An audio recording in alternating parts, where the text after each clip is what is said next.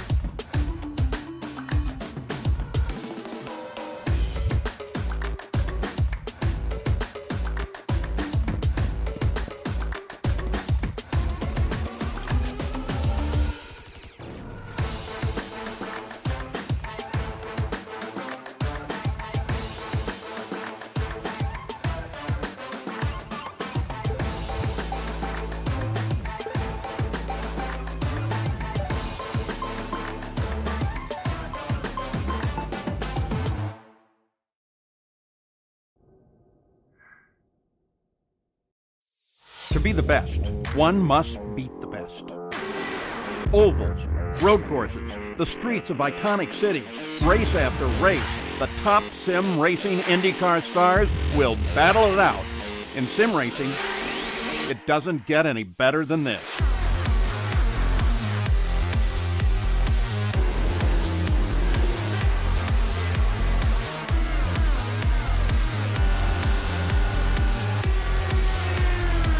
This is their battleground, for the checkered flag, for the glory, for the right to say they are the best.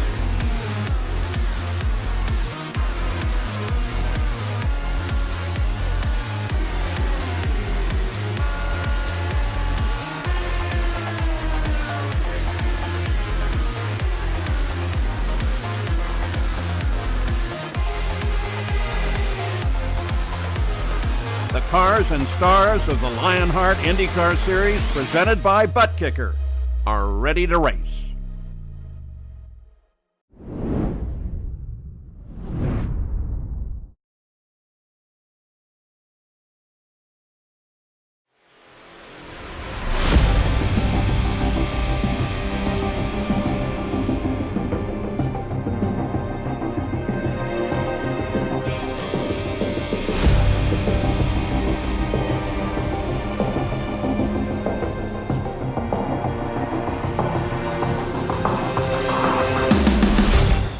As the 2022 Lionheart IndyCar Series winds down with a champion all but crowns, there is still plenty of challenges to keep the drivers on their toes. After a doubleheader in the land of the rising sun, the drivers land back in familiar soil and a staple of IndyCar racing. Welcome to the Alabama roller coaster. This is the Moser Racing Grand Prix of Barber, presented by Gomez Sim Industries. Hello everyone and welcome back to RaceSpot TV for coverage of the 2022 Lionheart IndyCar Series. The Lionheart Racing Series is powered by HyperX, makes a premier gaming gear like the legendary ultra-comfortable Cloud line of gaming headsets. Whatever you play, however you play, HyperX knows we're all gamers. For more information on HyperX products, visit hyperx.com. My name is Arjuna Kankipati, not joined by Justin Prince tonight, instead joined by a veteran of this Dallara IR18, Adam Crane. We'll talk more about this car in a couple of moments' time, though. Let's dive straight into our butt kicker pre-race show, and Adam, what a great venue to welcome you to RaceSpot TV in the commentary booth, because this is a quintessential IndyCar track. Commitment, technique, it's got it all.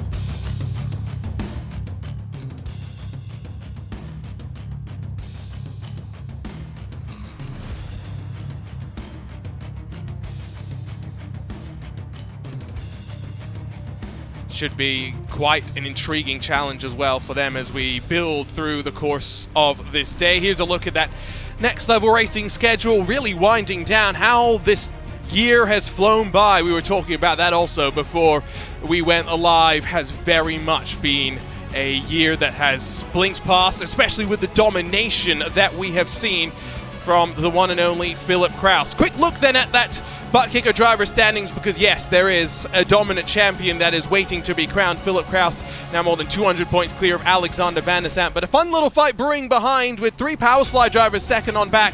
Adam Block will be missing in action until that final double points round at Auto Club, so expect him to slide backwards. The likes of Connor Harrington, Matt Taylor and many more will be looking to charge forward here.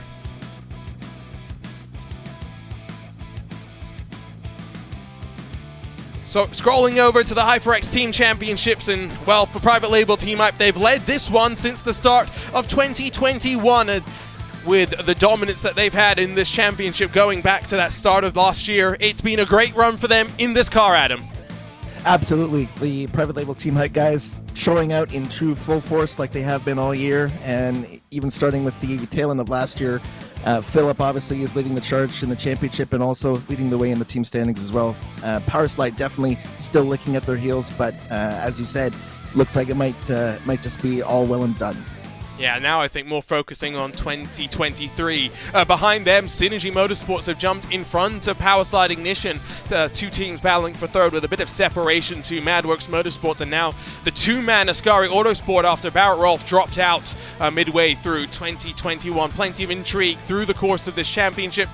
And with a runaway rookie driver in the overall championship, it's no surprise as we turn our attention to the butt kicker rookie standings that Phil Kraus leads here as well. Caleb Benty has been one to watch, but the likes of Matthias Kraus have had a blockbuster summer. But I think one driver that you and I, Adam, have seen compete in open setup competitions and figure out this car in a way that maybe you don't have to do in this series is Andrew Marquez and the Alcantech NHR Esports machine. Yeah, Andrew's a skilled guy. It's exciting to see that he's performing well in the LIS Rd IndyCar series. Obviously, I'm sure he'd like to be up a little higher in the standings, but for sure it's good to see someone of his caliber performing well in this series. So look at all of the championships. Now we turn our attention to the Gomez Sim Industry series details. It is Season 10 of this Lionheart Racing Series, IndyCar Series. In year 9 of the Lionheart Racing Series, we're campaigning the latest American open-wheel machine, the Dallara IR18, with a custom-fixed setup built by RaceSpot's own Andrew Kinsella, front and rear anti-roll bars to play with when it comes to these road courses. Prize and cash have gone from just over $7,000 in 2021 to over $10,000 in 2022. It's a nice old championship, and with plenty of support from the sponsors, our season champion will walk away with the Gomez Sim Industries Formula Pro Elite trim, as well as a next level racing GT tracked cockpit. Of course, just one final Triple Crown double points race. That will be our final one as we look to crown a new series champion and likely celebrate the defending team champions. But when we talk about Triple Crown races, there's a different type of pressure when you go for a longer race, Adam, and you put double points on the line. For sure, those double points races mean a lot for the championship and also for bragging rights, because typically they're associated with a bigger prize and a bigger event. So no slouch here, though, that at the Barber Motorsports Park is one of the most fun tracks that we have in the IndyCar and on the iRacing service. So I think everyone's going to be looking at what they've got right here and trying to do the best they can today. A look at your Moser Racing event details in just the 4th trip for this series in 10 seasons to this Alabama roller coaster, and only 5 drivers have led laps in the 3 previous races. Pole position has converted twice. The other time, a winner emerged from the outside of the front row. We've already seen cautions previously this year and automatic cautions thrown through the chaos at Watkins Glen. Will we see another one with this track known for precarious starts, both in the real world and the sim as well? Margins of victory, well, you've got either spectrum, the closest being just over 0.6 of a second, the largest, Adam Blocker a year before that, 52 seconds. It has been a while since we've raced here, but I think then for some of the rookies, it helps level the playing field, Adam, because they're competing with a fixed setup that maybe the drivers from last year have less knowledge about compared to some of the other tracks. Yeah, it's definitely a track that requires a lot of skill and patience, especially on throttle. There's only one real heavy braking zone, which is into Charlotte's Web, so making sure that you're maintaining your rolling speeds and hitting your braking points right, even if they are just a shorter brake, those are really important and takes a lot of experience in order to nail. So qualifying is underway. Unlike the ovals, where it's 5 minutes and 2 laps, drivers get 10 minutes and 4 laps. But crucially, the track is to themselves, so no distractions, no drafts to really be worrying about. But as it runs right now, it's Connor Harrington with a 108.328, the provisional benchmark. Have to wait and see how it trends so far with just 7 times on the board. We were also discussing this, the weather conditions. It's quite toasty. Of course, iRacing Day, middle of May in this virtual Barber Motorsports Park. There's plenty of winds as well. It's a challenging conditions for these drivers to be dealing with, Adam. Absolutely. They're going to be dealing with some super high track temperatures, among the highest that we'll actually see anywhere on the iRacing service. And there's a mega crosswind out of the southeast that's going to hamper them and make the car really, really sketchy in a couple really important corners that are important for lap time and also keeping the car out of the wall. So it'll be exciting to see how they deal with that here today. In terms of passing, let's talk about the track a little bit more before we get to qualifying as more times get thrown on the board. Passing opportunities. I think the best one, of course, is setting up out of turn 2, that long hairpin that builds you up over the crest and then into turn 5. But you can pounce on opportunities at other points in the lap, and especially out of turn 5 if someone makes a mistake. Watch for someone to try something into turn 7. Absolutely. Charlotte's Web is easily the best passing opportunity on the track. The long run out of turn 2, like you said, deep, heavy braking zone, and the only part on the track where you get into any kind of threshold braking, turn 6 is easily the best, but there's moves into turn 15, the last complex of corners, as well as if you really nail Charlotte's Web, even into Museum Corner, turn 7, 8, and 9 as well. So here comes John Badefer. Adam was thinking that maybe John would be one of the favorites here today, but see how it trends. Matt Taylor jumps to 4th. Badefer actually invalidated his first flying attempt, so we'll have to try and avoid pushing the limits a little bit too far. Matthias Kraus continuing that momentum through the summer, jumps up to 3rd, but we're still waiting for the likes of Kraus, Alexander Van der Sant, and maybe a couple of others to throw lap times on the board. But at a track as technical as this, it's not a big shock to see deltas upwards of 1 second splitting 14 cars. For sure, and it's not super easy to get an off track here unless you're trying to really push the exit of Museum or even the entry Museum as you roll over the curbing. But definitely you want to try to maximize your runs here with only 4 laps running. You got to make sure those front tires, which are the trickiest tire to warm up, are up to temp, and that you don't overheat the rears before getting the fronts up to temperature. So it's definitely going to be interesting to see how the drivers here are able to manage that difficulty and who will put their car in pole position and end up being close to victory. Connor Harrington making his 90th career start today, still sits on pole, but Andrew Kinsella was hyping up his chances of getting to the front of the field in qualifying, currently outside of the front row, where of course a winner has emerged once before. Still waiting for the likes of Phil Kraus, Badefer to get lap times forward. Badefer's burned 2 laps already, is on to lap 3. Last time was a 1:14, definitely not representative. I wonder what's going on in that 67 as Jason Brophy, maybe a little bit more adept on the ovals, but he works his way into the top 10. Yeah, John's first lap there was definitely a primer lap for the front tires. This should be a real good flyer here, and he's only going to have one more shot after this, so we'll see what he can do here as he rolls through turn 9, through Museum, and now onto the back straight. Mega important to nail this complex here. Fastest part of the track. Phil Kraus goes 3rd as Badefer flies into the S's. Still chaos here in the BMW Sim GT Cup. Not expecting as much of that, but this is really where rear tires are going to be tested as we work through the course of potentially 20-lap fuel windows. All drivers on the red alternate tire in qualifying. Van der Sant roars to 2nd in the 96 machine. Here comes Badefer, still one of the final contenders yet to put in a benchmark. It's a 108.329. It's 1,000th off the pace. The front row basically identical out on track.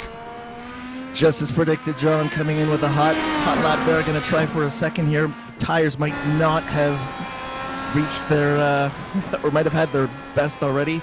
But Connor's sticking tough here with only 1,000th of a second between him and John. Oh, but that might be his qualifying done. A little bit wide on the exit of turn 2, and Harrington, who was starting the third lap, will try and reset. I don't know if he's actually going to be able to do another one. Yeah, it looks like he just cut the grass a little bit on the exit of turn 3, and that just caught the car and put him into the wall. Oh! There he is. There he is. Phil Krause with a 108.1. It's not even close. It's 0.2 of a second that sees Phil Krause once again get to the front of the field. Stop. This might be a recording. Yeah. What a lap by Phil there. It does feel like deja vu, doesn't it?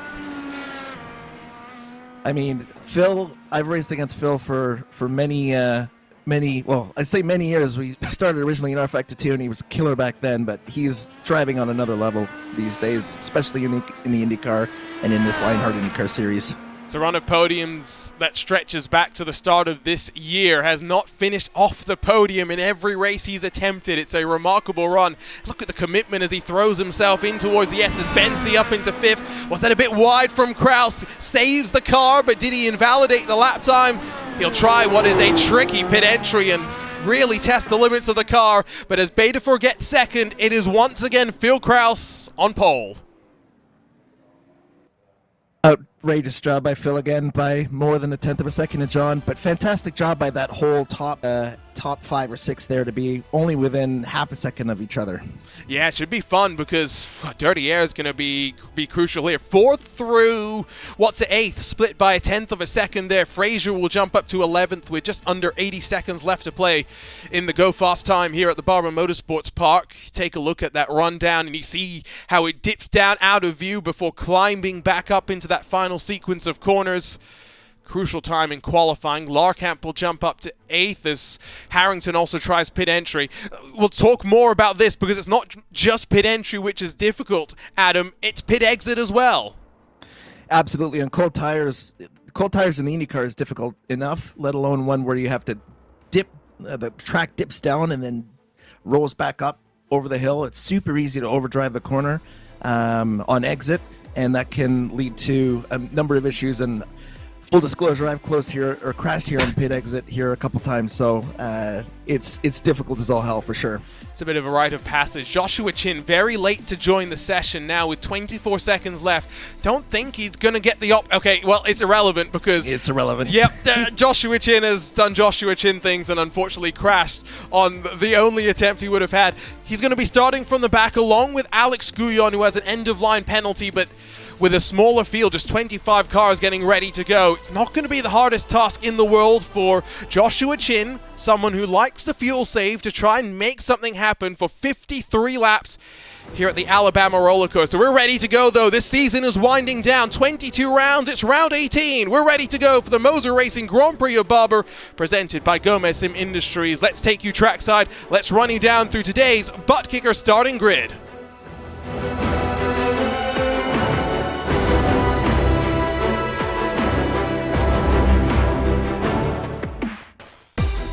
For the 11th time in 28 races, Philip Krause once again finds himself at the front in qualifying. It's a 108.110 that gets him that front row. It's not the fastest lap this series has seen by 2 full seconds, but it's a flyer, that's for sure. John Betafor will be on his outside and looking to challenge on the run into turn 1, while Connor Harrington and Alexander Van Asant fighting for second in this championship line up on row number 2. Andrew Marquez continues the impressive run along with Caleb Bensi on row 3, while behind them it's Andrew Kinsella, the Canadian, up in qualifying for once with Matthias Krause alongside.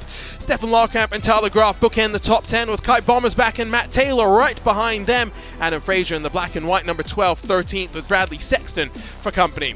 Robert Malechka had done no practice before today, and well, maybe it shows a little bit. He's down in 15th with Brian Beard alongside. Lionel Callisto 17th sees Jason Brophy to his right-hand side. Matt Houston and Paul Jenkins complete the top 20 with 1.3 seconds splitting those 20 cars. Mitchell Riggs for Ascari Autosport back in 21st. Joe Branch, the final car with a lap time on the board, will start 22nd with Joshua Chin. Plenty of work to do for him. Alex Guyon, Tony Schowen will line up at the very tail end of this field. So it's a 53 lap race with a fuel window about 20 laps or so we're not necessarily going to be talking about too much fuel saving. But Adam, it does throw up a lot of questions about what do you do in terms of tires with drivers required to use both the primary and the alternate compound for one green flag lap. Absolutely. When you flip to the primary or alternate tire, depending on the strategy you want to be on for fuel or track position, is going to be mega important for these drivers.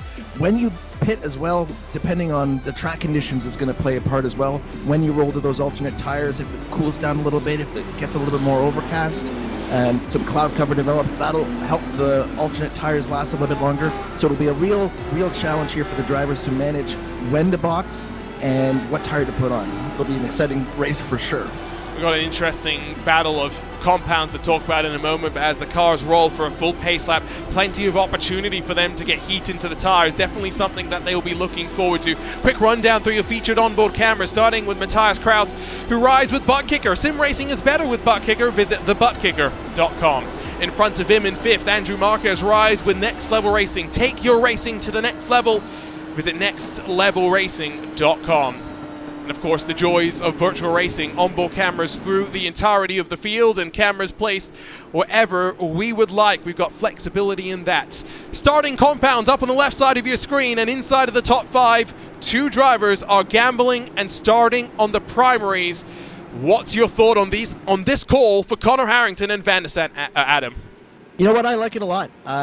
Phil and John clearly in qualifying had quite a bit of pace, so you're going to have to do something a little bit different if you're sitting a little bit further back. Even you can see, starting with really the 10th place car on through back, a lot of drivers are using the primary tire. Obviously, that's with the intention of trying to roll with the alternate tire a little bit later when the track cools down. The tire is able to last a little bit longer, and it's so difficult to pass here that if you're able to hold off the faster cars on the alternate tire for even the first half of the stint or third of the stint, then you'll be clear sailing the rest of the way and you'll be able to make up time.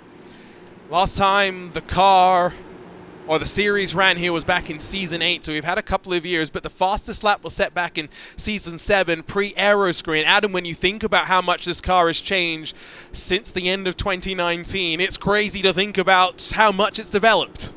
Oh, it's crazy. The way to the aero screen, the way the tires run now compared to where they were back in 2019, a massively different car. Still one of the funnest cars on iRacing, but definitely still going to be a challenge here for these drivers. Let's be real, we're a bit biased. We think this is the best car on iRacing, and to be fair, there has been a lot of... I was being fair. Yes, no, we try to be fair, but there's been a lot of acclaim about it. We've seen it across some of the top-level sim racing series as well. This is one of the premier IndyCar series. Competition, commitment, excitement. This is Lionheart, and this is the start of the Moser Racing Grand Prix of Barber, presented by Gomez Sim Industries. Great start from Phil Kraus, but Betafor under pressure from Harrington, who fires up the primary compounds immediately. He'll slot into line as the top 6 single file themselves out through turns 1 and 2. Malechka runs wide in the battle for 15th or so position as they dive down through the hill and crest themselves in the run towards turn number 5. It's Phil Kraus that leads them into Charlotte's Web. Really important there that all the drivers in the top 5 saved any push to pass, nobody burned any. Wow. Lots of action here coming out of Charlotte's Web. Everyone trying to make up spots where they can. That was Kinsella with the almighty send under the brakes. He's worked his way past Caleb Benson, who thought about trying to fight back on the run down the hill through turn 7, but got to be careful. The curbing is there to be used, but if you bottom your car out, you are in for a bit of a ride through the flip-flop S's and then in towards the place where dirty air is surely going to be most prevalent, down through the S's. Betafor on the charge. Harrington feeling the disparity in tires as the primary struggle for grip in the early stages. As we complete lap number 1, it'll be Phil Kraus that leads from John Betafor, with Harrington, Van der Sant and Marquez the top 5, but really not much movement on the opening lap. John and Phil are in tough here, trying to run away from Connor, and Alex just a little bit, but not wanting to use up too much tire. It's a really, really tricky compromise, and you got Connor and Alex back there on the primary tires just thinking, come on, just gotta get temp, just trying everything they can to induce a little understeer, try to get the tires just warmed up, especially those fronts. It's easy to overheat or bring temperature in on the rear tires. It's all about those front tires right now for those in top 5. And while Harrington has a bit of clean air by virtue of maybe coordinating on the start a little bit better with Phil Kraus, Van der Sande has already built up the train behind him. Marquez, Kinsella, Bensi, and Matthias Kraus, just to name a few. Maybe we see a bit of coordination between the two Powerslide Motorsports teammates in the early stages of this one. Attention over to the RaceSpot TV replay machine. Most cars getting through safely does not mean all cars, and while Andrew Kinsella had the almighty send down the inside, it was further back where some trouble was brewing. We see from up above, not necessarily the best of angles, but I think Adam Fraser had a little bit of a moment as they ran down in towards turn 2. Yeah, it'll be interesting. Yeah, that's just 100% cold tires rolling off the side of the road there. Good thing that he was able to keep the car. Oh, a little bit of a hip check there. That was just getting turned. Yeah, Matt Houston. I think also partially left sides on the grass, but big impact, and he's towed. A couple of cars I think will be out of this one. Lionel Callisto, the most recent victim. Tony Schowen has just taken a trip to pit lane of his own. I think maybe thinking of a park and start, and that's Lionel Callisto just running very wide through the penultimate corner. Easy to do on cold tires. You just lose where you are on track a little bit. Those fronts don't bite at all, and you just roll right up the side of the road. Good that he was able to keep it together and not lose any more time or even hit the pit entry by accident. Yeah, I've done that one, that's for sure. As Malechka gets past Taylor, he's up 3 spots, one of the bigger movers. But Josh Chin, no surprise to see him up 6 spots into 17th, so plenty of work for him to do. But we look rearwards from Alexander Van der Sande. 1.7 adrift from Connor Harrington. So while Harrington has been able to very much secure a spot on the podium for the time being, Van der Sande struggling. Up front, bit of separation, 0.8 of a second. How much dirty air will these drivers be feeling, Adam? Because you and I were talking about the setup before we went live. There is plenty of downforce on this car. Yeah, it definitely looks like the front wicker is going to add a lot of handling through the faster sections of the track, which is where you'd normally feel a lot of that dirty air. Honestly, this race is going to come down, I think, mostly to tires and seeing how the selection plays moving forward. John isn't going to like being behind Phil here a lot. Phil's not going to care too much, but John's going to do his best here just to sort of stay close enough, use the draft where he can, and maintain the position within a second to a second and a half, not drop any back any further than that, and then try to make something happen at the stops with an overcut or undercut, or maybe even traffic, depending on how far they're able to get here into the stint. This is such a mentally demanding track in the sim. In real world, it's going to be physically demanding in so many ways as well. But I think physical demands is something we don't talk about enough in the sim. We watched Caleb Bensi and Matthias Kraus dueling for 7th spot with Stefan Laukamp riding behind them in the Alcantech NHR esports machine. But with the advent of how sim racing equipment has developed, Adam, and you're seeing this firsthand with your new role with advanced sim racing, but with the amount of force that you have to put into the pedals, the amount of force that these wheels can throw back at you, you can be drained, you can be sweating by the time you finish a 90-minute race here at Barber Motorsports Park. Man, with some of the equipment that's available now, you could be sweating after a 15-minute race, let alone an hour race or 90-minute race.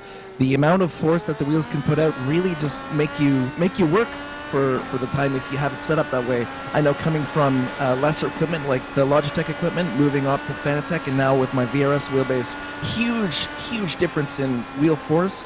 You get your heart rate up, you get your mental focus up. You're an absolute swamp by the time the race is over.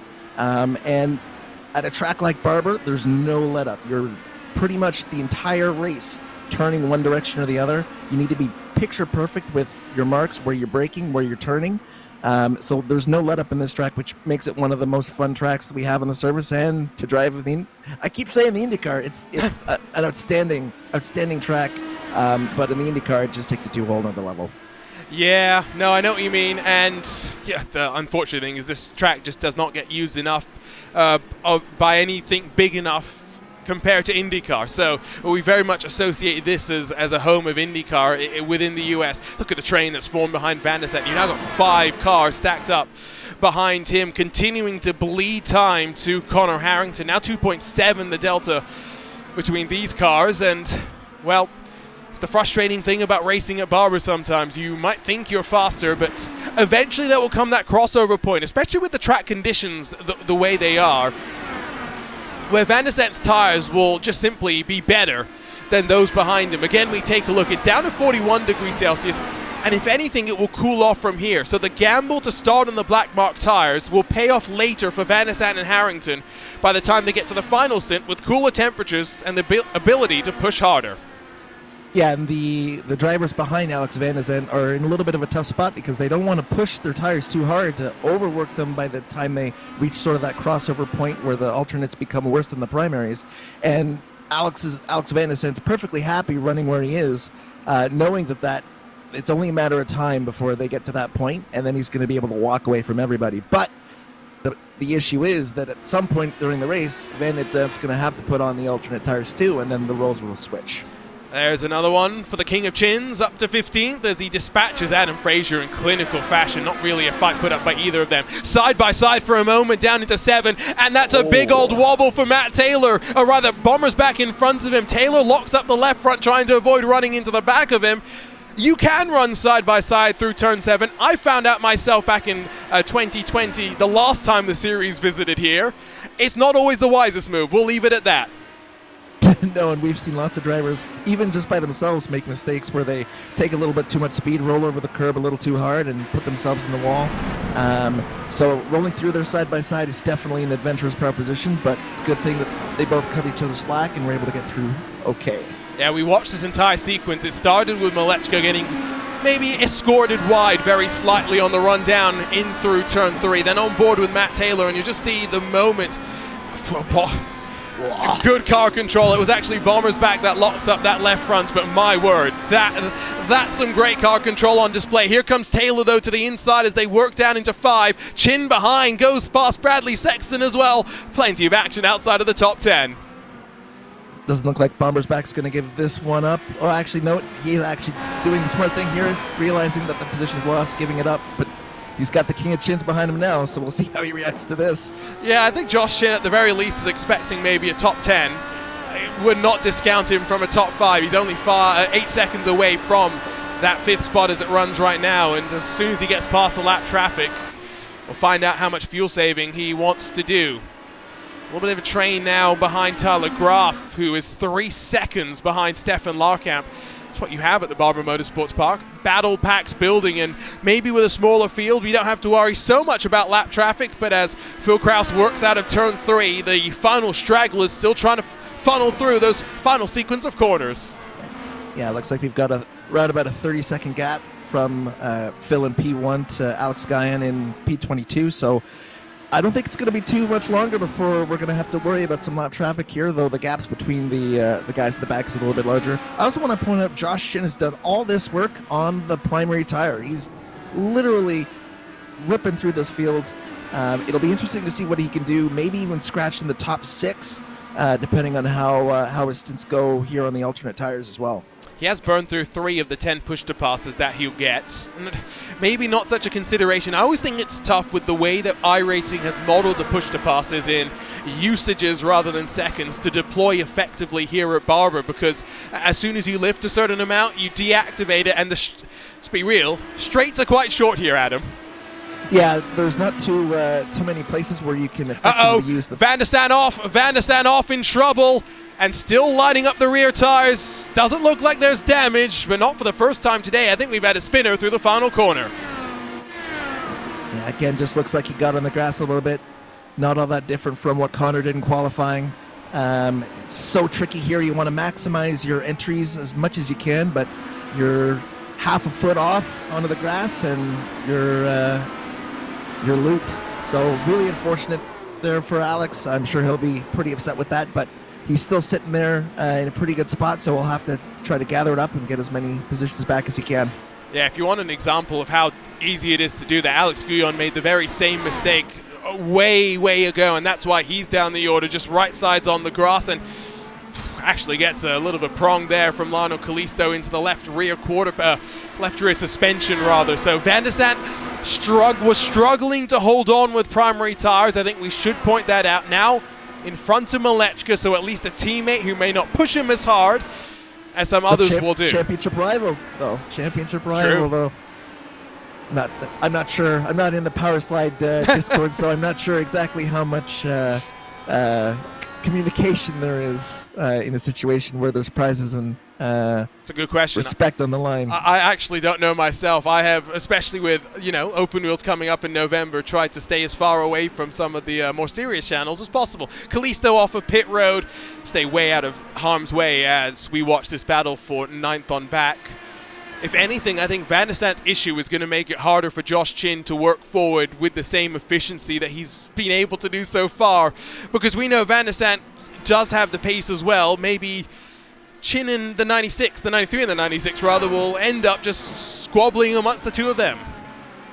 Yeah, it definitely is going to compress this little battle pack here a little bit closer, and that's not what Josh is going to want. In order to really move forward, what you want is you want the gaps between cars to be wide enough that you can pick them off and not have to worry about the car ahead having draft interference or dirty air interference in the car ahead of them. So definitely not ideal for Josh, but we'll have to see here if he can figure out some kind of alternate strategy as we see Alex pit. I wonder if there's damage or if this is maybe just his call to try and get off the primary compound and switch to what is expected to be the preferred alternate, because on lap 12 this is very much within the window to get to the end from here, especially if you can do a little bit of fuel saving. Yeah, you have to split the rest of the race up into two more stops, but you can definitely make it from here, like you said, with a little bit of fuel saving. This should buy Alex a little bit of clean air, although, as we said before, we're going to have to be real careful here on the outlap. Build the front tire temp up pretty quickly, but softly, gently. And we'll see if he can't make some headway here, gain back some of the time that he lost with that spin. Feels like a contradiction in some ways, doesn't it? The art of tire warming. You need to do it gently but aggressively enough at the same time. Another car with issues, Paul Jenkins, down through the S's, and now just on the weight transfer, losing it. And you ride on board and you always just watch the hands and you just think, there's only so much you can do when the car goes loose here, and it happens as he compresses down through the hill. Yeah, that's quite an odd one. It almost looks like it's a bar, any roll bar issue, like he might have been running with a little too much rear instead of softer front. Stiffer front, but definitely not ideal. You don't want to be spinning anywhere with such a fast lap time, only about 69 seconds. You can't really afford to lose any time by going wide or having spins, so really unfortunate there. But again, tons of time to make up time in the race that you lose, so we'll see what they can do from here. Saw Joe Branch to have a similar issue there, but locked it down a little bit quicker. Did have to take to the grass. We ride on board with Kinsella, the 41 machine, putting the pressure onto the New York native Andrew Marquez. Now these cars 12 seconds adrift from the leaders.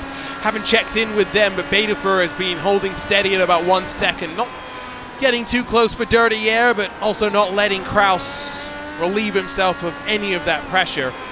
The deeper you go in this queue, Adam, how bad is the dirty air that the likes of Matthias Kraus will be dealing with? Because you ride with Kinsella, you can see him trying to put some clean air on the nose, but it's definitely not as bad as it could be. Oh! Who was that? Larkamp lights up the rear tires. Has he kept it out of the wall? I think I see some front wing damage there on the left-hand side. He might have just caught a little bit of the front, but around here where the front wing's so important, he might need to box early to get that changed.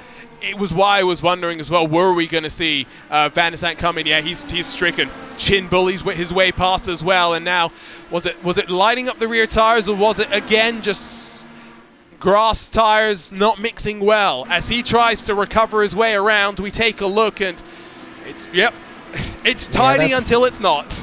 It's a nasty cocktail, rubber and grass. The lead doesn't work too well, and it didn't work there too well for Stephen Larkamp. Just too greedy with the throttle. You hear him try and pick it up and pushes him wide, and yeah, bit of a prang into the wall for him. Definitely going to be a slow lap and potentially even end his race with terminal damage. So that was an entertaining moment, and attrition definitely playing its part, because 25 started, only 22 still running, and that includes Van der Sant after his early pit stop. And that's another free spot for Josh Tin. He's now up 11 spots. So fantastic job for him. Just got to keep picking him off. Bombers back to pit lane and the Ascari Autosport machine. Larkamp finally finds his way as well. You'll see him rolling in behind the 37. Has lost about 17 seconds this lap trying to bring the 62 back towards pit lane. Check in with your race leaders, because as Phil Kraus winds out of turn 7 and begins his way to power up towards the S's, it's 1.2 and it is starting to build. Last time around it's only 6,000ths that split these two drivers, but when the competition is this strong between these two, the margins are always going to be fine. And I'm seeing here just in the data, we've got literally only less than a tenth of a second difference, so over a 10-lap average between Phil and John. So definitely they're pushing each other, pushing the pace, which is good for the competition, and it won't be good for their tires, but we'll see what they can do here. The pit strategy is going to be super important. Phil, I want to say he's got a little bit of an advantage here. He doesn't have to box early, but one thing he'll definitely have to do is respond to John as soon as he sees that John boxes, because even a lap of extra time here on the alternate tire can mean the difference between being ahead on track position and being behind. So it'll be interesting to see how things play out here. Another one for Josh Chin, but Tyler Graf was trying to fight it back, and whoa, that is a moment that both drivers will be looking to put in the pass. Change of suit required for Josh Chin at the end of this race, that is for sure. Great battle brewing until then, and you just see, look at the line that Josh Chin takes, just so much more confident, willing to use more of the curb on that left-hand side. I think Betafer has made a mistake this lap because he's dropped to now almost 2 full seconds away, and if you give Kraus an opportunity to brake, he's going to not need any second invitation. I'll pose the question to you, Adam. If you're Connor Harrington, you're sitting on the primary compound of tires, you've gone into lap 17 and you're only 6 seconds away from the leader. Do you come in now and box for the alternates? If I'm Connor, I'm sending his Team Talent IndyCar setup to Satellite Racing. But in this race, what I'm going to be doing is running these primary tires as long as I can. I want to run the alternate tires for the rest of the race, but I want to have those stints be as short as possible, which gives me the greatest amount of flexibility to decide when I want to box and when I want to stay out. So running as long as possible on these primary tires, and I think everyone that put on the primers to start the race is going to want to do the same thing. And Harrison on push to pass. Sorry to cut you off, but that's the first one that he's burned. A lot of the drivers at the front have been very reluctant to use their push to passes so far, and in a race where it's not fuel limited, I was a little bit surprised to see that. Now, is Carrington going left? I just think at this point maybe trying to pick up the pace, and seeing that Betafer is starting to struggle with that gap now going above 2 full seconds.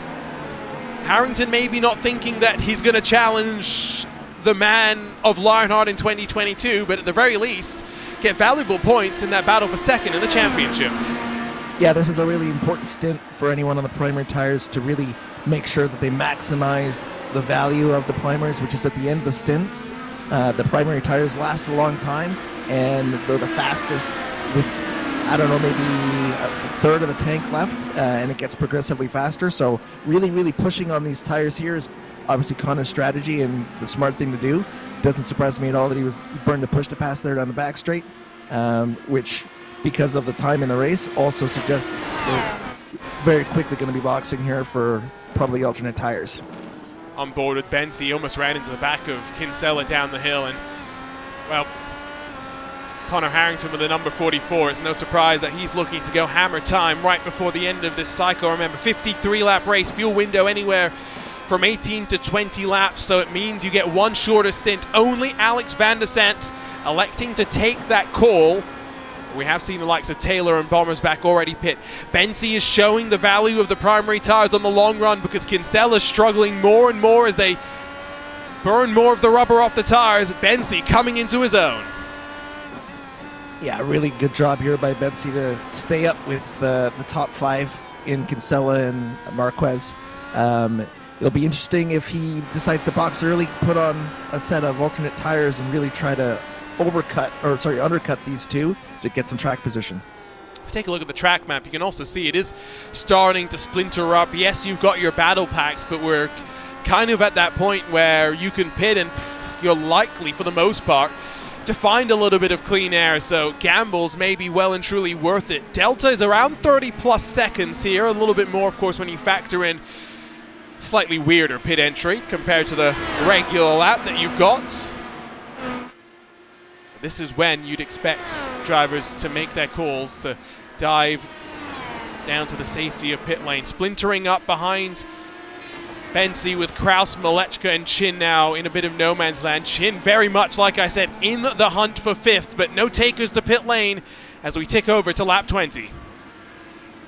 Looks like track temperature has dropped about another 3 degrees since the start of the race as we cross over 4 o'clock local.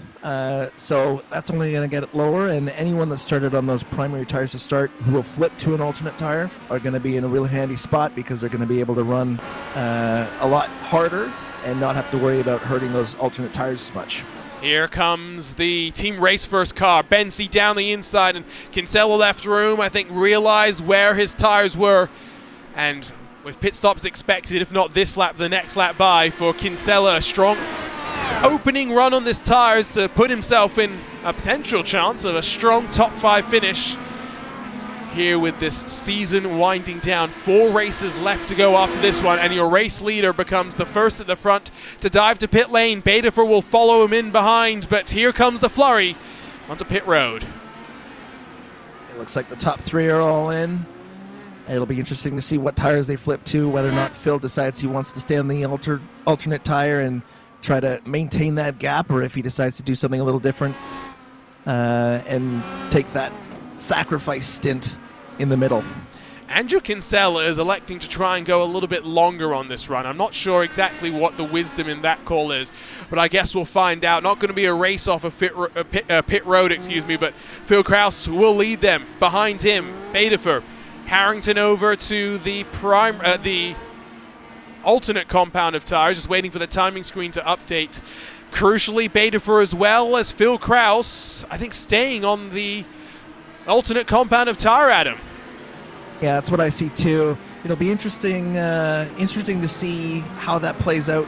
Obviously, Phil and John both opting to maintain the track position here on the second stint of the race. That'll put them in tough if Connor's able to really grab a little bit more track position and time on them, because he's going to be able to roll with the alternate tire for the last stint where they still have to run the primary. So Connor's, not going to lie, Connor's sitting in the catbird seat right here if he's able to drag up a little bit closer to John and Phil. As you can see on the left side, it's the same little glitch that we've been running into as of late. Kraus is on the primary, but visually on the car it's showing as the alternate. So Kraus satisfying the requirement to run these black compound of tires. It'll be interesting to see if he elects to stay on them to the end of this race. Andrew Kinsella continues to run long. I'm still trying to figure out what the strategy call is here, because there's no way you can make it on a one-stop strategy. No, for sure you can't, because car needs a little bit more fuel than just another 60 liters. My only thinking is that maybe he's thinking that the clean air here is worth the pain. Also, maybe that just being able to have a little bit fresher tire in the second stint and the third stint is the way to go. He hasn't burned any push to pass though, so he's obviously trying to think about how his pace will look towards the end of the race, which we'll have to see how that plays out too. Baderfer made a mistake that last time by, lost 1.2 to Kraus and 1.6 almost to Harrington, and so the gap between Kraus and Baderfer up to 4 seconds as Kinsella finally makes his trip to pit lane. All cars on track have indeed dived down to the safety of the lane. Now it's very much that fight for second between Harrington and Baderfer, but it is a familiar face that leads at the front once more in Lionheart competition.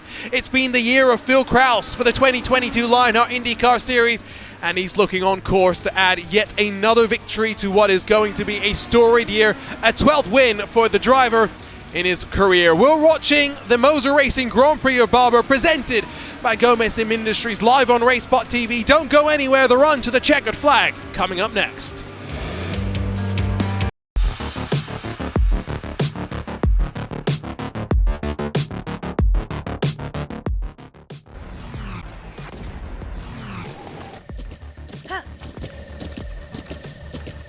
Butt Kicker Gamer 2. What you see and what you hear is what you feel. Butt Kicker. The future is feeling.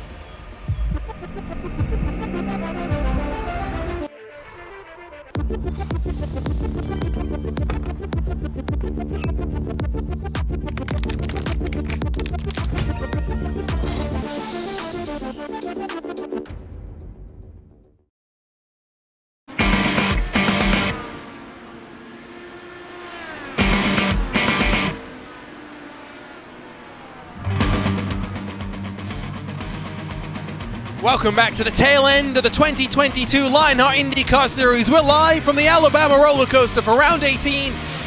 The Moser Racing Grand Prix of Barber, presented by Gomez Sim Industries. My name is Arjuna Kankipati. Delighted to be joined for the very first time today in the RaceSpot TV commentary booth by the one and only Adam Crane. And Adam, it's been a fascinating race so far. Yes, Phil Kraus is running away at the front and doing Phil Kraus things, but it's been going back and forth in the last few laps. It's come down at the front with 3 cars split by 4 seconds, and there's fighting up and down through the field. The Alabama roller coaster doesn't fail to deliver. We've got strategy all over the place with cars on very different strategies, some staying out long, some boxing early. So it'll be interesting to see how things play out here over the remainder of the race.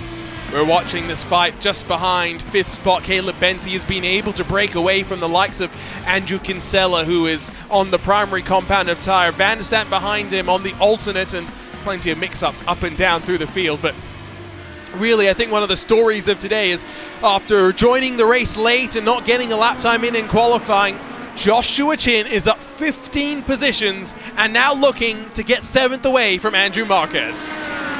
Yeah, Joshua Chin has done a fantastic job here. He's got easily one of the best drives here with what appears to be, actually, he's got the 6th best 20-lap average, so he's definitely a top 5 car. He just needs a little bit more track position here. Let's see if we can get it over the next couple stints. I think if he gets past Marquez, then the question is how quickly can he get past the Power Slide duo. And I don't want to discount his chance of getting past Marquez, but then you look up the road to Benzie. That will be the next target for the private label Team Hype. Get 3 cars inside of the top 5. Just watch how calm Chin is as well. It's the smoothness that you don't always expect at tracks like this, where it's so physical, so demanding, but so calculated, so smooth. Chin not just fast, but minding the tires as well. Yeah, he's going to be in a very good spot again. It looks like he's on the primary compound tire, which is an interesting choice. I would have thought that he would have flipped to the alternate tire here to try to get a little bit more track position. Unfortunately, one of the bad parts about his job so far is that he's burned through almost all of his push to pass. He's on it now, but he's only got 1 push to pass here for the remainder of the race. So it'll be interesting how well he's able to move through the rest of the field with so few push to pass remaining. Make them count when you can, though, I guess. Yeah, it's been a race where we've seen sparse usage of that overtake button as it will. Left side of the screen, you see those numbers. I mean, inside of the top 10, outside of Chin and Malechka, at most you're seeing one usage. 6 drivers in the top 10 have not touched the button at all, which again does shock me because we are not fuel limited for this race. Not at all. Realistically speaking, Josh only can get up to P4 unless for some reason a full course yellow gets called, which to my understanding only happens at a couple places. But P4 is probably as good as he can do with that position being only another 5 seconds up the road. So hopefully Josh is able to get up definitely here into the top 5, I think is a possibility. But he'll be hard done by here to try to get a little bit more than that. Let's talk a little bit about our Moser Racing driver profile for today. Matt Taylor fighting for championships in 2 of the Lionheart sanctioned competitions. In the Lionheart Speedway Series on Monday, but of course in the Lionheart Retro Series on Thursday nights as well.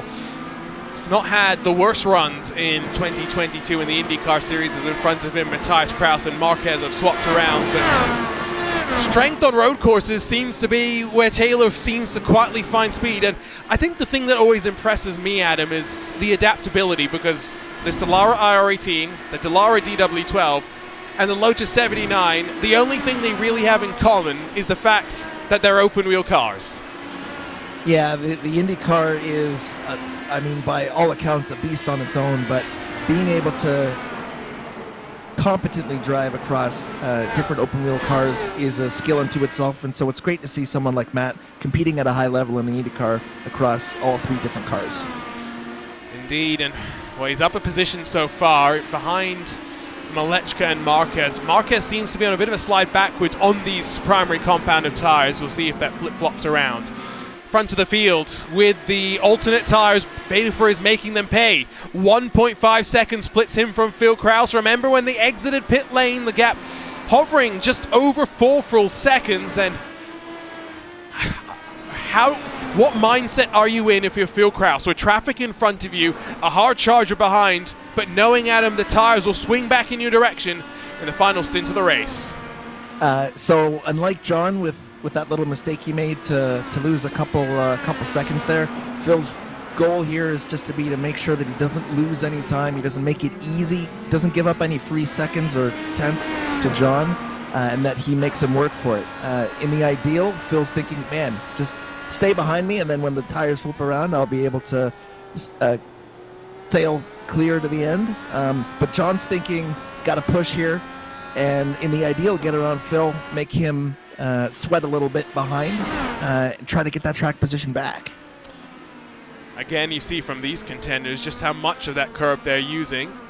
The confidence that comes with experience in any car, let alone just this Stellara IR18. Beta for part of the Alpine Stars geodesic racing team that competes from prototypes to touring cars, to everything in between as well.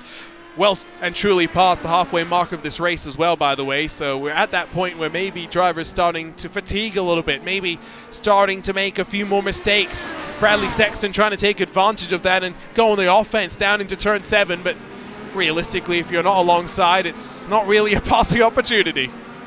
Yeah, mentally this track is just so draining, and as you make more and more mental mistakes, typically the thing that pays for it most are the tires, and by the end of the stint, they're pretty uncompromising in how little work they want to do for you.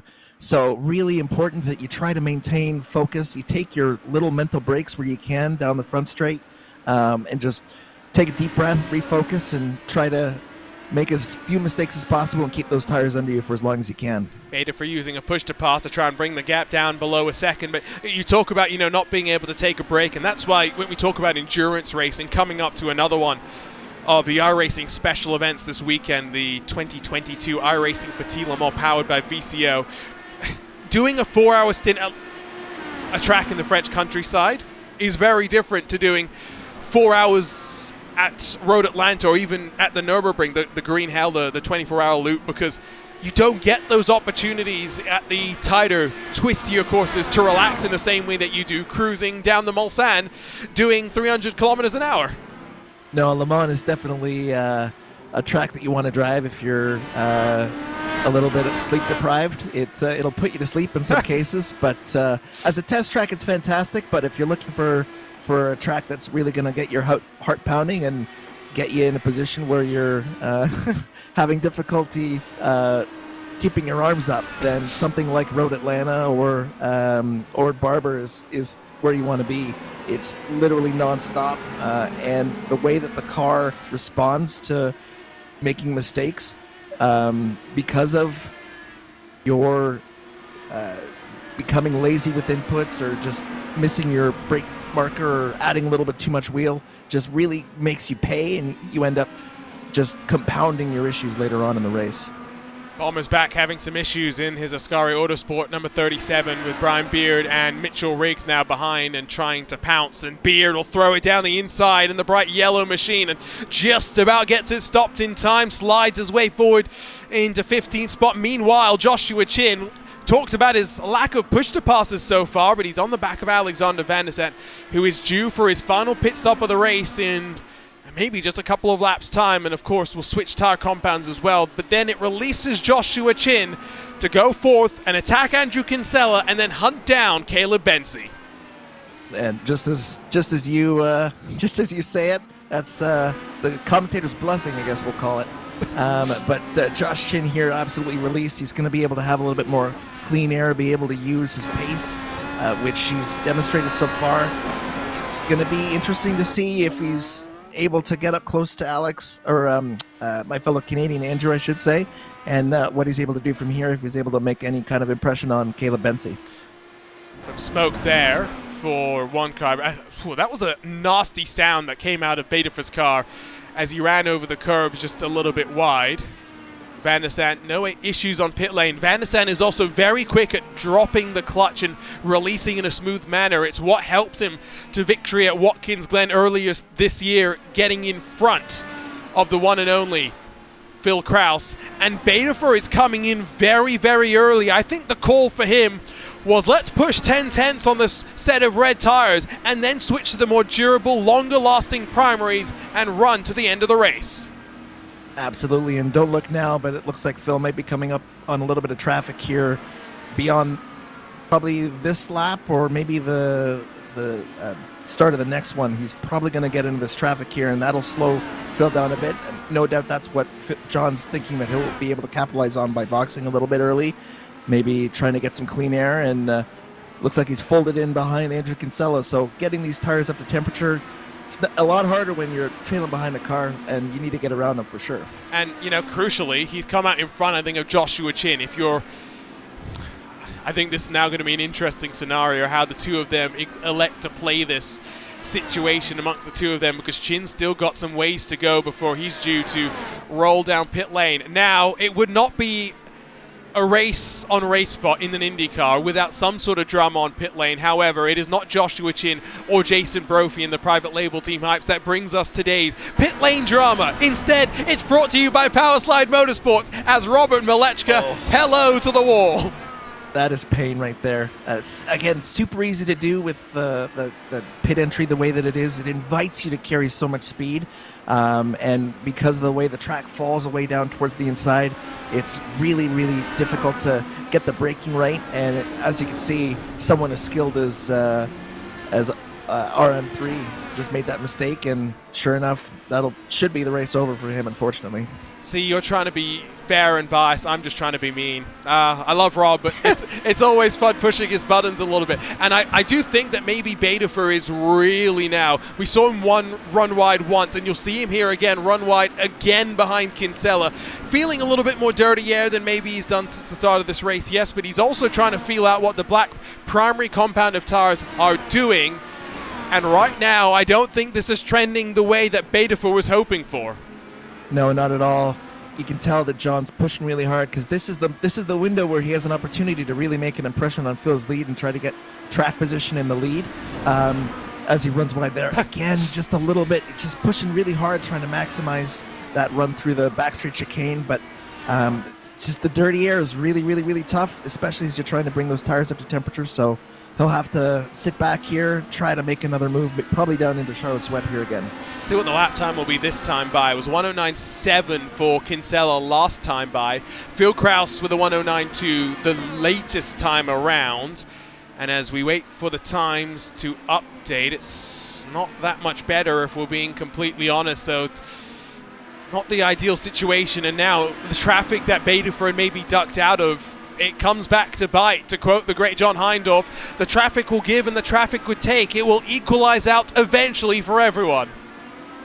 Yeah, and I mean, it's a matter of maybe half a second difference between John being able to get out ahead of Andrew and not having to worry about burning a push to pass, which he just did there to try to get around Andrew. And it's more or less clear sailing. Oh! Now, Matt Taylor, we were singing his praises about adaptability, but he's lost the front wing, and I have a feeling that that car has got a little bit more damage than just the shed bodywork, as he's now got to go the entirety of the length around Barber to get back to pit lane. Yeah, that's mega painful, losing the car there. Like you said, having to drive the whole lap without a front wing or damage to either one of the four corners is just really just sucks the life. Another grass cocktail. Yeah, I like that. That's a nice line there. You never know, this is what, your second time doing some commentary. Just again, on the power, too greedy, runs out wide, and like you say, hoping for the cocktail, but unfortunately, big issue there. Mitchell Riggs now the next one to have an issue, this time over the top through the S's. We'll grab a look at what happened to him, but Badeford has finally released himself from Kinsella. Yes, he's got some traffic, but this is when the hard work begins. Yeah, he's going to have to get around that lap car ahead of him. That's Caleb Bency ahead of him, I believe. So it'll be interesting to see how much exactly John's taken out of those tires and what kind of impression he can make on a Phil's lead. Phil has to be feeling good about where he is. Harrington. Yeah, Connor here. Now, is this a response to the pace of Badeford and the opportunity to leapfrog him? 100%, I'd say that'd be exactly what Connor's thinking about, knowing that John was kind of trapped behind Andrew there for a little bit. So here we go. Through the final corner for the Alpine Stars geodesic black and gold. Harrington up on the jacks for the final time, and you can see as he drops, Badeford already released, will be able to re-inherit second position net on track, and if anything, I have a feeling that gap has actually grown.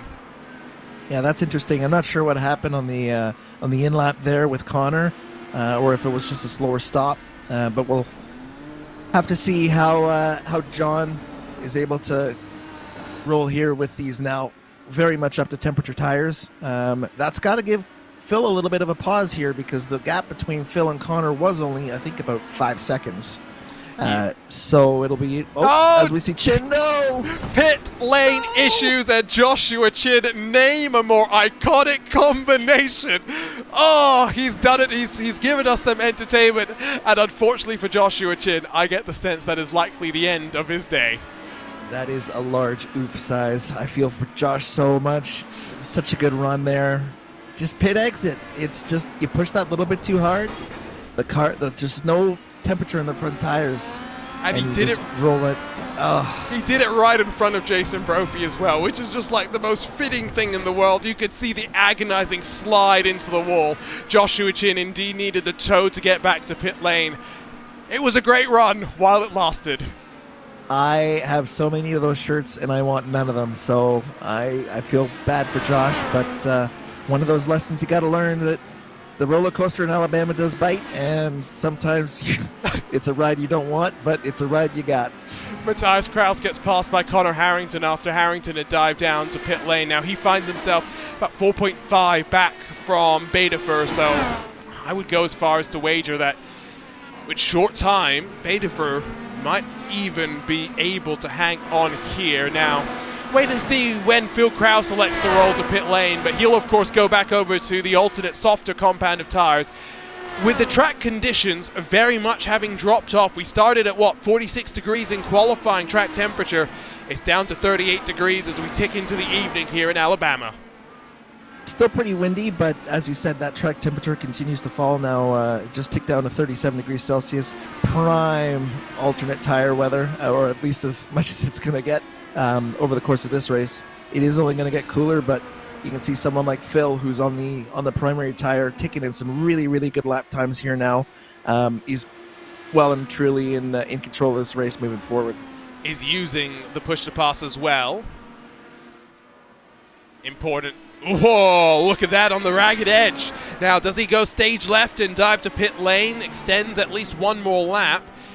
Again, just a reminder, even though it shows the alternates on the side of his car, he is indeed on the primary compound of tire as he ticks over to 13 laps left to play. I mean, you can speak to the consistency required to achieve a streak that Kraus has been able to do in 2022. It's that type of momentum when you can do no wrong.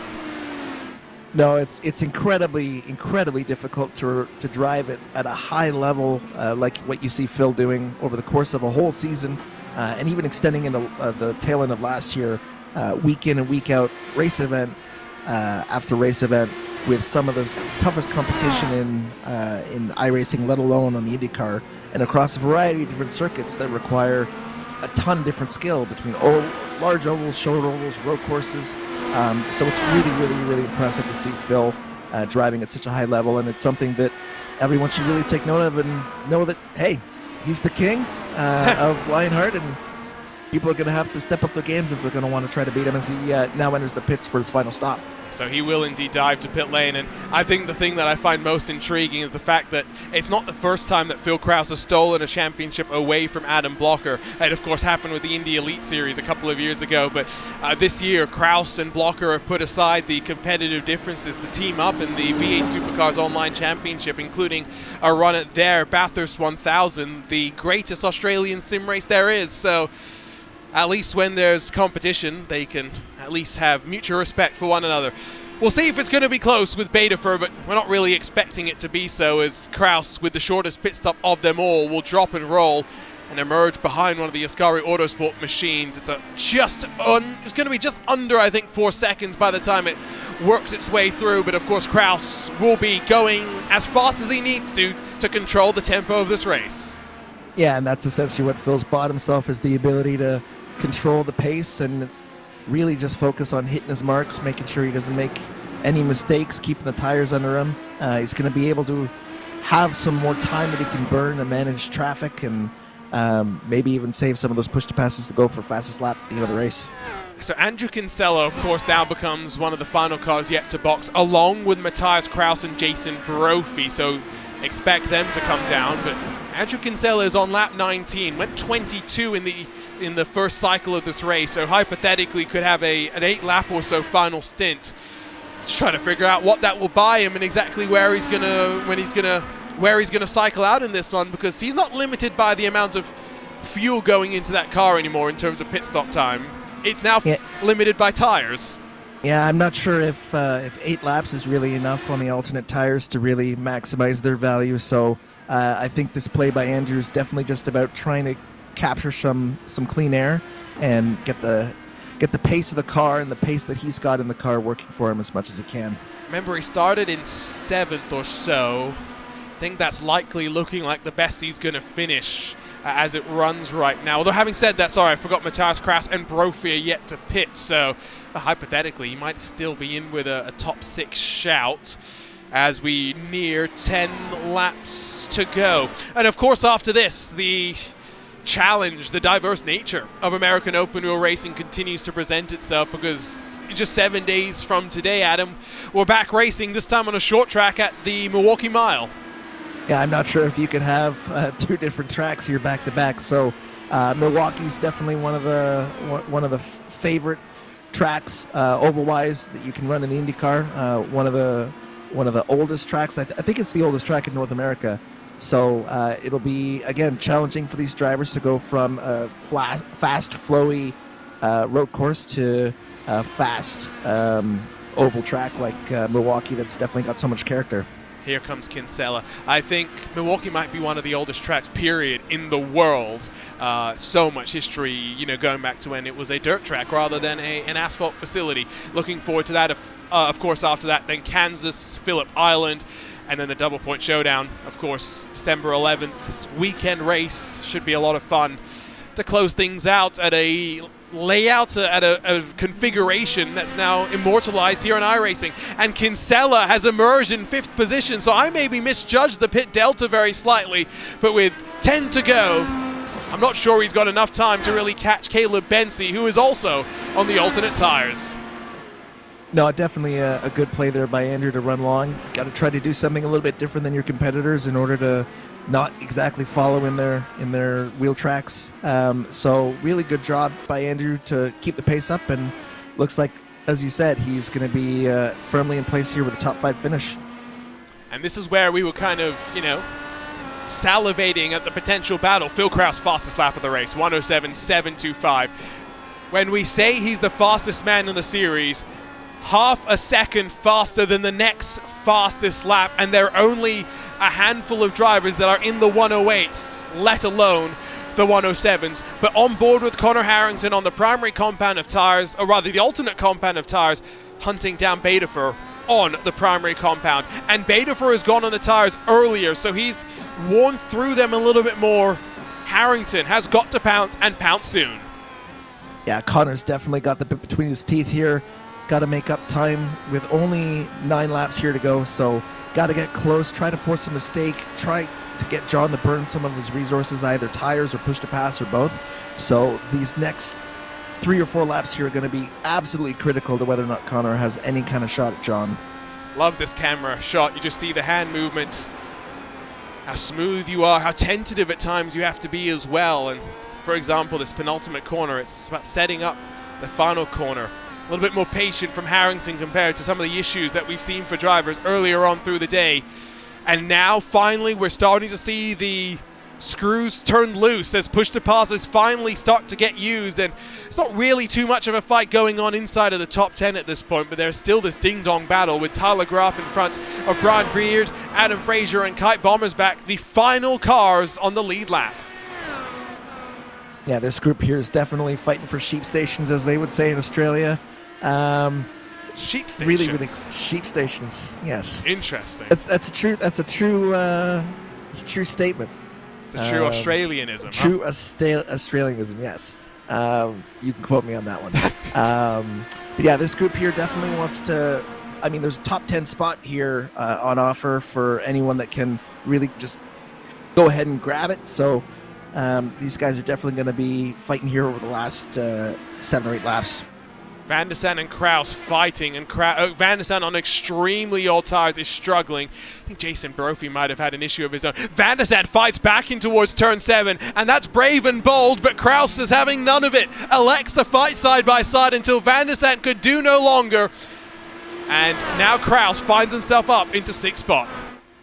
Really good racing there by both of them, affording each other a lot of space. Even Alex having a little bit of an understeer issue there, sort of middle of 7, but fantastic job not to have a much larger incident, and amazing pass there by Matthias to get through. Have a look at what happened then to Jason Brophy, and it's this tricky spot.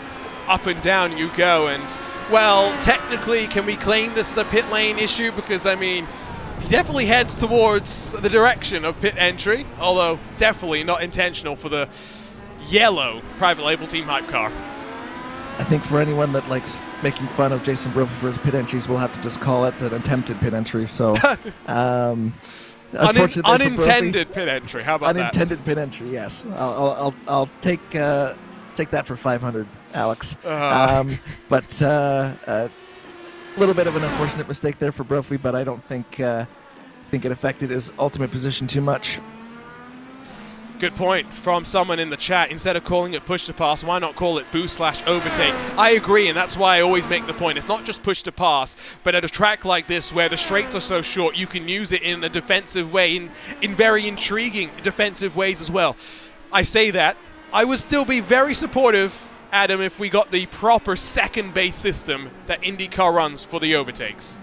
Yeah, I think any time that you can have something replicated in the sim as being realistic, that's going to be probably the preferred way of operating. But it would definitely make things more interesting because we'd have more flexibility for attacking or defending, like you said, and it would make managing your push to pass perhaps a little bit more interesting as well, because you couldn't really ever use it as much as we wanted to for longer straights. You'd be using it simply for acceleration purposes at the corners. So it would add quite a bit to the sim and to the car. So we'll have to cross our fingers to see if iRacing's able to implement it, though from what I hear, it's not exactly a high priority, unfortunately. Well, and the other thing I would say as well, right, is it then starts to factor in how do you save your tires. If you're using that overtake straight out of the corners, you are definitely putting a bit more load those staggered rear tires, but so many elements. It's going to be interesting when we get rain on iRacing as well for some of these road course races in this Lionheart IndyCar Series. You had a quick look at the push-to-pass numbers as drivers do start to burn through them, but for the most part, haven't really been seeing as much usage compared to some of the previous road course races that we've had this season. And it's a curious stat that we sometimes look at positions gained and positions lost, but in a race where attrition has definitely played its part, Adam, because we started with, 25 cars and we're down to 19, only 13 on the lead lap, it's really not been too much movement relatively inside of the top 10. No, it's always going to be the case that Barber's a technical track that's difficult to pass, so any movement is typically due to mistakes or pit strategy, and usually those mistakes only buy you a couple spots, or in the case of a DNF, as we got one car off the road there. That's Tyler Graf in the 98, wide through 5, will lose an additional spot to Kite Bomber's back as well. And so it's gone. My money on a tire cocktail or a grass cocktail there, just on the braking on entry. I don't know. I don't even think we saw him that wide, because it's turn 5 as well. Here we go. Good look. Just over. He overcommits. Left front locks up. Again, another easy mistake to make. The downhill, just as you roll over the crest, is actually quite bumpy. So if you catch the brakes in the wrong spot, it's easy to lock in inside front, and then you're off to the scene of the accident, or in this case, just off the track. Yes, off to the scene of the incident, that's for sure. We were talking about, this track maybe not being used as much as others. Definitely think it would be fun to get multi-class racing over here, but even some of the other series within the US, I think it would be fun to get GT3 cars racing here a little bit more regularly. It's just a wonderful facility that does at least get used quite frequently by IndyCar teams for testing, and it's something that obviously plays a big factor to then the success that they have when they return here for competition. I'd say let's get NASCAR here. It's so fun. Yes. Imagine 40 or so NASCAR Cup cars screaming around Barber. That would be fantastic. And I would hate to work for Goodyear, though, trying to figure out the best tire compound to run here. So to be fair, any tire manufacturer where they are the sole tire manufacturer in a series, it's always a lose-lose situation. There is no winning as the sole tire manufacturer, unfortunately. So while Kraus continues to burn the push-to-passes, run away at the front of the field, 1.3 with 3 to go in this battle for second. It's not been easy for Connor Harrington to close, but he's been toiling away, and with a couple of laps, a couple of opportunities, still a couple of push-to-passes in hand, what does he have left to play with in terms of tires? It'll be interesting here to see just exactly how much he saved. I think he's going to have to rely on John to make a mistake in order to really get close. But as we've seen, John's made a couple of those small mistakes already, especially towards the end of the stints on the alternate tire. So I know he's on the primary this time, so he might be a little bit less likely, but there's also a little less grip. So it'll be interesting to see if John's just going to hold tight here and resist the pressure, or if he might just buckle a little bit. You say less grip, but again, we've got cooler track conditions, so tires likely to last a little bit longer. Not just a battle for second with 2 left to go, it's the battle for fourth. Kinsella has really... You and I think, both thought that the call to go so short in the final stint was maybe unwise, but he is taking advantage of the rubber that he's got to work with and has brought the gap down to Caleb Bensi to under 0.7 of a second. However, Bensi, as he gets on the button, now has 6 push-to-passes left to play with after this one. Kinsella only has 3. Yeah, Kinsella's going to be in tough here trying to get around Bensi with so few push-to-pass. He's going to have to force Bensi to use a few here, which it does look like Bensi's doing. But even still, Kinsella a little bit more than 0.2 of a second faster that previous time by. So just got to, again, hope for pressure to cause a little bit of a mistake. You can see Bensi again on the push to pass, so looks like the pressure's on for P4. They know they've got a lap and a half, and that's it for Bensi to try and grab more valuable points. Has been in a bit of a mid-season slumps, in some ways involved in incidents, but starting to show that form that impressed so many at the start of this year. Phil Krause has already started the final lap of this race, and while his teammate Connor Harrington works to try and close the Beta Fur, but with time running out, I mean, you run out of words, you run out of superlatives to describe a season like this. take a bow, Philip Kraus. I mean, another one looks like going to be in the books, knock on wood, with only a couple corners left to go here. Absolutely fantastic drive again, top to bottom, qualifying, race, pit stop strategy. What more can you say about Phil Kraus? It's his 12th win in just 28 career starts in this Lionheart IndyCar Series. The stretch of podiums continues. Phil Kraus builds a house at the Barber Motorsports Park, winning the Motor Racing Grand Prix of Barber, presented by Gomez Sim Industries. It's going to be a 12-second margin to John Badefer, but he does hold on in the Alpine Stars Geodesic Racing number 67 in front of Connor Harrington, who grabs valuable points in that battle for second in the championship. Still excitement though as Kinsella continues to search for a way to get past in this fight for fourth that runs its way through the final sequence of corners. But time runs out for the Canadian, and Caleb Bensi will hold on to a well-deserved fourth place finish in front of a series veteran in Andrew Kinsella. What a way to join the RaceBot TV commentary box for your very first race. Plenty of action, plenty of chaos, a little bit of everything here today, Adam. No, an amazing race by everyone. Amazing job by all the private label Team Hype guys. John to finish P2. Some different strategies, both in terms of tires and fuels. So fantastic job by everyone, and a great race that we witnessed here today. A lot of fun, and it is indeed a celebratory mood, I'm sure, for the private label Team Hype, with two drivers on the podium continuing to ramp forward, not just on their charge to the Drivers' Championship with that number 19, but on their way to back-to-back team championships as well. Slightly frustrated, I'm sure, will be Joshua Chin, who may not have appreciated the fun that Adam and myself were poking his way, but it was well-deserved after making the issue that saw him crash on pit exit. A chance to run you down through your SimRace 24/7 unofficial race results after the 53 laps at this Barber Motorsports Park. It's just the fourth race in series history. Adam Blocker's record, at least for margin of victory, will hold here. Phil Kraus only 13 seconds clear of John Badefor in the Alpine Stars Geodesic Racing number 67. Connor Harrington grabs yet another podium to add to his Lionheart legacy in front of Caleb Bensi, who manages to survive the onslaught at the end from Andrew Kinsella, who does actually find his way up a couple of spots. Alexander Van der Sant, well, he had to fight back, that's for sure, but he's able to grab 7th at the end of the day in front of Andrew Marquez, who struggled in the early stages. Bradley Sexton up 5, Brian Beard up 6. Great finishes for the two of them in the Synergy Motorsport stable. Adam Fraser, Tyler Graff, and Kite Bommersbach, the final cars on the lead lap. Just 13 able to hold on to that lead lap marker.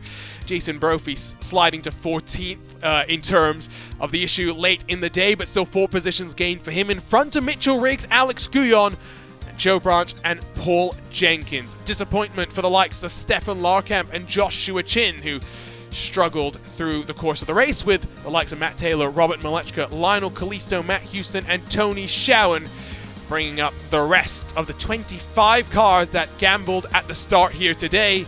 Not playing out well for everyone, that is for sure.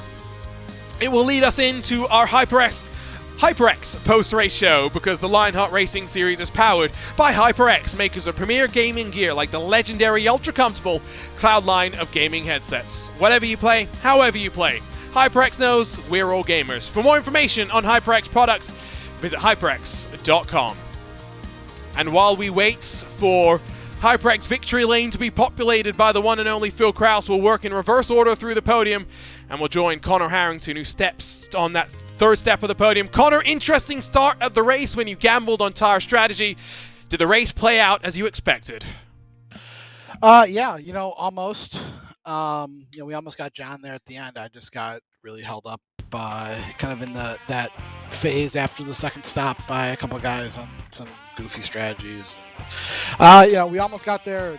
I think if I'd had another lap or two, I think we would have been close. But finally back on the podium. It seems like it's been a while. It's been a pretty bad run of luck that we've had here lately. So glad to just get a race completed and get on the podium. I mean, in terms of the strategy call, I did kind of want to ask about that. With the, we had a big fuel window today. How does that play with the reduced fuel tank that we have, and how you play with the two tire compounds? Yeah, the fuel window led itself to to a lot of different strategy options. I know there were a couple guys who were doing 2 sets of primary tires, doing one set of primaries and 2 reds. So we looked at it from the standpoint of go long on the first stint, and then hopefully not get held up, and just hopefully be able to take the red tires, have some clean track, and make some good pace. And we were able to do that for the most part. Once John and Phil got away from us there at the beginning, we were just trying to turn good laps that were on pace with them as their reds were falling away, and it almost worked.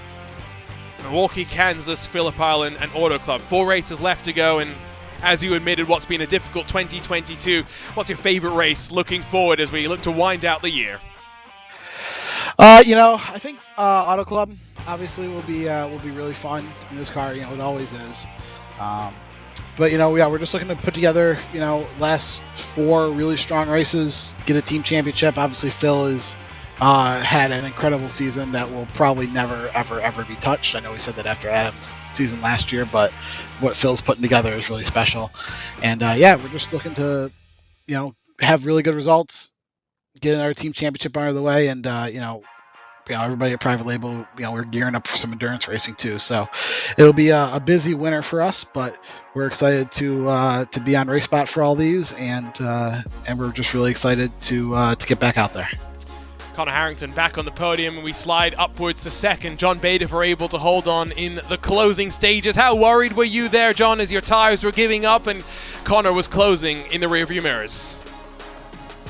I was a little worried. He was definitely cutting away at my gap by about a second early on the stint, but I think it kind of leveled out, and I felt more comfortable on the prime tires once we were deeper into the stint. So overall, I was just trying to keep it steady, and I knew if he got in my dirty air, it'd be really hard to kind of close that last 8 tenths or so. So I wasn't too concerned. So 2 races, 2 podiums. After this though, we've got the first oval coming up as we go to Milwaukee. How are you feeling 7 days from today as we get ready to go to a short track? I'm excited. Milwaukee is one of my favorite tracks with this car. Hoping to take it one more step up the podium. I like the sound of that. In terms though of the challenge of adapting, I'm curious what it's been like for you, joining the series midway through the season. Yeah, it's a little tough being solo. Phil and Connor were kind of able to split strategy there, and I pit early just to kind of try something different and maybe put them under pressure. So didn't work out, but overall it's been a lot of fun, and the racing's been really good too. So looking forward to the next one. John Bader has been a fun addition to this Lionheart IndyCar series in 2022, but while he tried, he could not stop the momentum train that is Phil Kraus. Phil, you join us yet again in what's been a fantastic year, but talk to us about the challenge of working through this track and the lap traffic that you indeed had to deal with. Yeah, it's nice to build another bit of real estate this time in Alabama, but yeah, the track, you're racing the track, and it's always really difficult to put a lap together around here. I don't think John or I really put the best lap we could have put forward in quali. I think he lost a bit more than I did, judging off of Monday and Tuesday, but yeah, I was lucky to squeak out pole there, because as you saw from the first stint, it was so hard to overtake that I pretty much just had to make sure I didn't make any mistakes, and I knew that he wouldn't really have a chance to get by me unless I did trip up and make a mistake. But yeah, the second stint at the end, it was a bit interesting because John pit early, and I think I was stuck behind Tyler, and I was getting a little bit impatient behind him because I knew that John had pit, and I wasn't sure if he was going quicker or slower than me, so did a bit of a send on him. I'm lucky he gave me the room, because if he hadn't, I would have bashed him right off the track. So sorry to Tyler for that, but yeah, all in all, really good race. It doesn't sound like the only bit of drama between a private label Team Hype car and Tyler Graf today. As we look to round out the season, Milwaukee, Kansas, Phillip Island, and Auto Club, of course, still to come. How busy are you going to be for the rest of the year with, basically one hand on the championship, just waiting to be crowned? Yeah, we've at Private Label Team Hype, we have Ivra starting back up, and other than that, I don't really have anything going on. Obviously, Open Wheel is coming up soon as well, so gonna have to put some energy into that. But yeah, looking forward to racing at Pagil Island, and Milwaukee's usually a fun track to drive. I think it should be good for racing as well. I haven't really driven it in a fixed setup scenario, so we'll have to see how that goes. But yeah, looking forward to the last few races, hoping to continue stacking podiums on podiums and seeing if we can get 100% podium rate this season.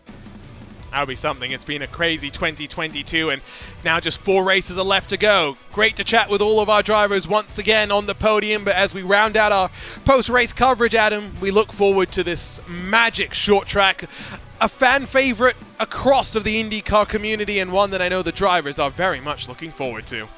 Absolutely, it's going to be a fantastic race.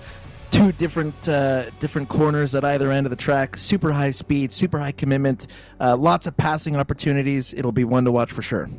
That's going to be 7 days from today, 10 p.m. Eastern, 7 p.m. Pacific, live on RaceSpot TV. Join us from the Milwaukee Mile for the Next Level Racing Milwaukee 200 presented by Butt Kicker. That, though, unfortunately, is going to be it for us here today. What a race that we had on our return to the Barber Motorsports Park, and hopefully it's not a couple of years before we are back here again. Before we say goodbye, we thank those that make this possible, starting the title sponsor of the 2022 Lionheart IndyCar Series. You're passionate about sim racing, but it always feels a little flat compared to the feeling of driving a real car. Now you can actually feel what it's like to drive a race car. Butt Kicker haptic hardware and software are easy to install and let you feel every bump in the track, slip of your tire, and engine redline. The tactile feedback is so accurate and realistic, you'll be driving faster and having more fun than ever before. The Lionheart Racing Series is powered by HyperX, makers of premier gaming gear like the legendary ultra-comfortable Cloud line of gaming headsets. Whatever you play, however you play, HyperX knows we're all gamers. For more information on HyperX products, visit hyperx.com. Next Level Racing is an industry-leading cockpit and motion simulator manufacturer devoted to creating the most immersive experience possible for the global sim racing community. Take your racing to the next level and visit nextlevelracing.com. Moser Racing is revolutionizing sim racing with the development of industry-leading hardware and software products, like their R9 direct drive wheelbase and GS steering wheel. Featuring zero-delay wireless technology and made from high-end materials, Moser Racing delivers the precision you need to reach victory lane. And Gomez Sim Industries, the makers of high-end esports equipment and controls. Precision built using nothing but the best materials available today. Passion and handmade craftsmanship drive each made-to-order build, creating a driving experience like no other. Visit GomezSimIndustries.com. And it's not just them, but so many more that make this possible. To learn more about the Lionheart Racing Series, the 3 competitions the sanctioning body puts forward, as well as the partners, head to LionheartRacingSeries.com. While to keep up to date with the latest comings and goings within the paddock, stay tuned on social media. The next time the IndyCar Series is in action will be 7 days from today, but before then we go racing in the Lionheart Speedway Series. Going to be plenty of excitement here live on RaceSpot TV. Cannot wait for your company. For now, it is time to say goodbye. For my co-commentator, for his first time on RaceSpot TV, delighted to be joined by Adam Crane. My name is Arjuna Kankipati, signing off from the Alabama roller coaster, where once again, Phil Krause continues to roll forward on his quest to become champion.